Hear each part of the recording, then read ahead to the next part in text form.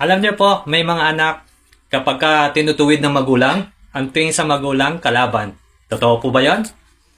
And at the same time, may mga anak, kapag ka tinutuwid ng magulang, ang tingin sa magulang, mali ang pagtutuwid. Ang tanong, bakit ka ba tinutuwid ng magulang mo? Ang tanong, bakit ba sinasabi ng magulang mo na huwag mong sayangin ang pag-aaral mo?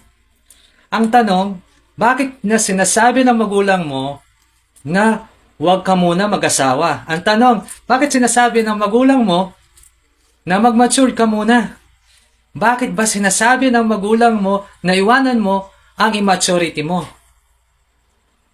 Alam niyo po, pansinin niyo. Sa tingin mo, kung ikaw ba ay makapagtapos ng pag-aaral, sa tingin mo, ikasasama mo yung nakapagtapos ka ng pag-aaral? Sa tingin mo, kung ikaw ba matured na bago ka pa pumasok sa isang relasyon, sa tingin mo, ikasasama mo ba yon?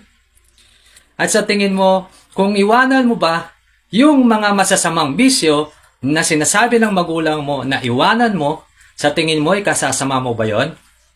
Sa tingin mo, ikasasama mo ba yung mga sinasabi ng magulang mo na iwanan mo yung mga hindi mabubuting barkada o kaibigan sa iyong buhay?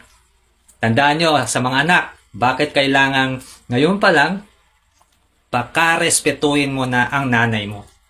Kasi time will come, hindi mo na may paparamdam yan ang pagrespeto mo. Isang araw, yung nanay na nangungulit sa'yo, nagpapaalala sa'yo, isang araw, hindi mo na makakasama. Kahit ano pang gustong respeto ang ibigay mo, hindi mo na siya may re-respeto kasi wala na sa tabi mo.